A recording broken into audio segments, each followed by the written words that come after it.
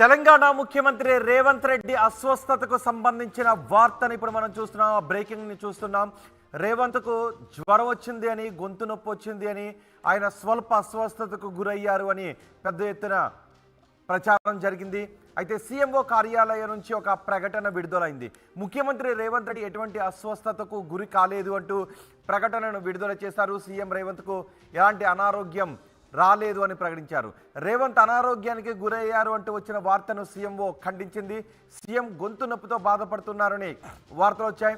Christmas వేడుకల్లో ఆయన పాల్గొనాల్సి ఉంది. అస్వస్థత కారణంగా క్రిస్మస్ వేడుకలకు దూరంగా ఉన్నారు అనే ప్రచారం జరిగింది.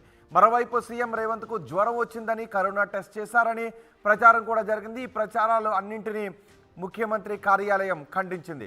ఇవాళ కూడా రేవంత్ని పలువురు మంత్రులు కలిశారు. ఇవాళ కోమటిరెడ్డి కలిశారు, అలాగే పొన్నం ప్రభాకర్ కూడా ముఖ్యమంత్రి రేవంత్ రెడ్డిని కలిశారు. దానికి సంబంధించిన దృశ్యాలు కూడా మనం చూస్తున్నాం. రేవంత్ రెడ్డి స్వల్ప అస్వస్థతకు గురయ్యారంటూ నిన్నటి నుంచి కూడా ప్రచారం జరిగింది. రాష్ట్ర ముఖ్యమంత్రి స్వల్ప అస్వస్థతకు గురయ్యారు. గత 3 రోజుల నుంచి జ్వరం, గొంతు నొప్పితో బాధపడుతున్నారు అంటూ ప్రచారం జరిగింది. ఇంటి వద్దే ఫ్యామిలీ డాక్టర్ ఆయన్ను పరీక్షించి మందులు కూడా సూచించారు. వాటినే ముఖ్యమంత్రి వాడుతూ ఉన్నారు. రోజువారీ కార్యక్రమాల్లోనే వాటిని వాడుతూనే బిజీగా ఉన్నారు అంటూ ప్రచారం జరిగింది. అయితే దీన్ని సీఎంఓ కార్యాలయం ఖండించింది. ఆయన ఎటువంటి అస్వస్థతకు గురి కాలేదు, ఆయనకి ఎటువంటి పరీక్షలు జరగలేదు అని. ముఖ్యమంత్రి రేవంత్ రెడ్డికి గొంతు నొప్పి కారణంగా, జ్వరం కారణంగా ఆయనకు కరోనా టెస్టులు చేశారు అంటూ ప్రచారం జరిగింది.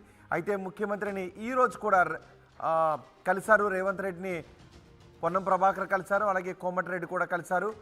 రేవంత్ రెడ్డికి ఎటువంటి అనారోగ్యం కలగలేదు, ఆయనకి ఎటువంటి జ్వరం కానీ గొంతు నొప్పి కూడా లేవు అంటూ సీఎంఓ కార్యాలయం ఒక ప్రకటన విడుదల చేసింది. శుక్రవారం ఆయన సికింద్రాబాద్లోని రాష్ట్రపతి నిలయంలో నిర్వహించిన అట్ హోమ్ కార్యక్రమానికి ఆయన హాజరయ్యారు. ఆ తర్వాత ఆయన స్వల్ప అస్వస్థతకు గురయ్యారు అంటూ ప్రచారం జరిగింది. 3 రోజులుగా ఆయన జ్వరం, గొంతు నొప్పితో బాధపడుతున్నారంటూ దీన్ని సీఎంఓ కార్యాలయం ఖండించింది. ఒకసారి మా ప్రతినిధి మధుతో మాట్లాడదాం. మధు, ముఖ్యమంత్రి రేవంత్ రెడ్డికి ఎటువంటి